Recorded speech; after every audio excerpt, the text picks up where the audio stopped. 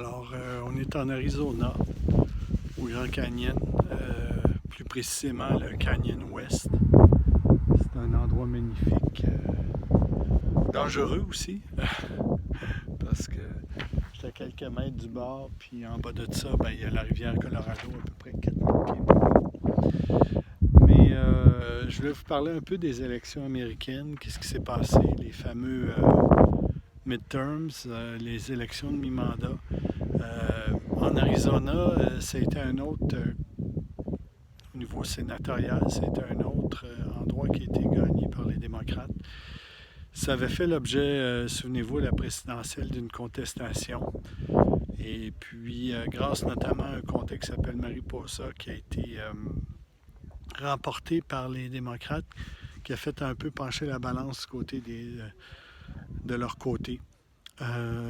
Pour les républicains qui avaient déjà 49 sénateurs d'élus, s'ils voulaient renverser la vapeur puis avoir au moins 51 sénateurs, ce qui aurait permis de passer tous les projets de loi, je veux dire, assez ignobles qu'ils avaient en tête, notamment sur l'interdiction de l'avortement au niveau fédéral ou interdiction du mariage gay ou même de la contraception. En fait, il n'y avait pas de limite à leur... surtout au niveau social, là. Il n'y avait pas de limite à ce qu'ils voulaient faire, surtout dans la frange la plus dure là, du parti. Donc, c'est important pour les démocrates si le président voulait garder un minimum de pertinence pour pas qu'il devienne ce qu'on appelle un lame duck president. Il devait avoir au moins gagné le Nevada et l'Arizona. Donc, ici en Arizona, ça a été remporté, ça a pris plus qu'une semaine, ça a été remporté par les démocrates. Là, je suis désolé, j'ai pas le nom du sénateur qui a remporté. En fait, il y en a deux par comté. Là. Il y en avait un qui était dû pour l'élection. Puis c'était la même chose au Nevada. C'était aussi remporté relativement confortablement. Une des raisons qui ont dit que les républicains, pourquoi ils ont perdu ou qu'ils n'ont pas eu la vague rouge qu'ils attendaient. Donc, tout le monde parlait d'une red wave aux élections de mi-mandat. Ils ont quand même gagné la Chambre des représentants, ce qui était un peu attendu, mais la question, c'était plus au niveau du Sénat.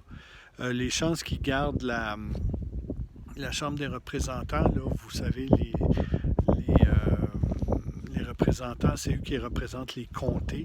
Donc, chaque État plusieurs comtés. Il y en a au total quelque chose comme 535, tandis que les sénateurs, il n'y en a que 100. Mais les sénateurs peuvent arrêter les projets de loi, ils peuvent en soumettre aussi, et puis ils peuvent sérieusement poser des problèmes au président en exercice.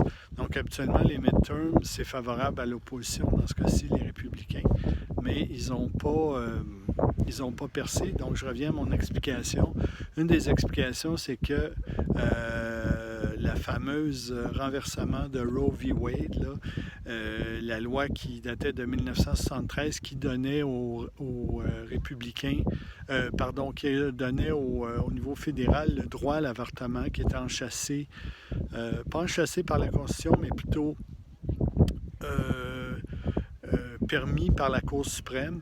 Mais il aurait fallu que les démocrates profitent, par exemple, notamment sous Obama, pour passer une loi qui aurait forcé, qui aurait permis l'avortement au niveau fédéral, ce qu'ils n'ont pas fait. Ils ont eu plusieurs occasions sous Clinton, sous Obama, notamment de passer cette loi-là. Ils ne l'ont jamais fait.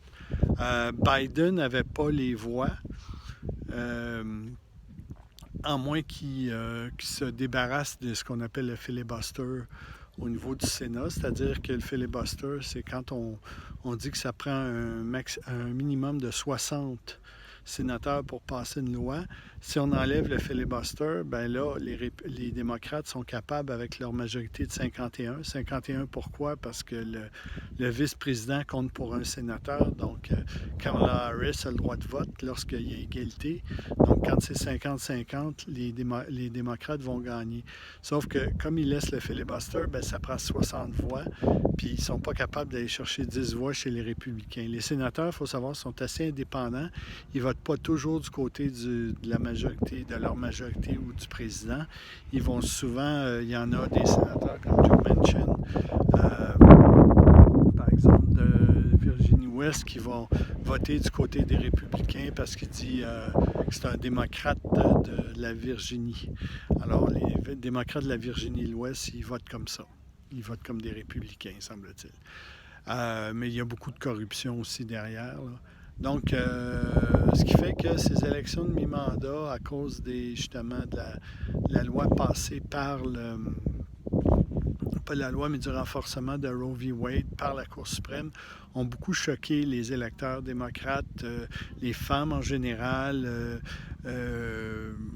ceux ce qu'on appelle les libéraux ou la gauche en général, a trouvé que les républicains allaient un peu trop loin. Fait que ça servirait contre eux, même si c'était une victoire majeure pour eux. Ils attendaient ça depuis 50 ans. Tous les gestes qu'ils ont posés depuis 50 ans, c'était en faveur de ce renversement-là par la nomination des juges, notamment lors du mandat de Donald Trump. Il y a eu 3 juges qui étaient nommés à la Cour suprême. 3 juges républicains ou 3 juges plutôt à droite. Donc, à cause de ça, et puis Joe Biden n'a pas fait une si mauvaise job récemment, notamment à l'élimination des dettes étudiantes et quelques autres mesures qu'il a passées plutôt pour aider la population. Donc, à cause de ça, je pense que c'est ça qui a fait que ça n'a pas été la vague rouge comme l'attendaient les républicains. Alors voilà, en direct de l'Arizona au Grand Canyon, ce qu'on entend, c'est les hélicoptères de la nation indienne qui possèdent cette portion du Grand Canyon, qui passent et qui font survoler aux touristes. Alors, suite sur les prochaines vidéos.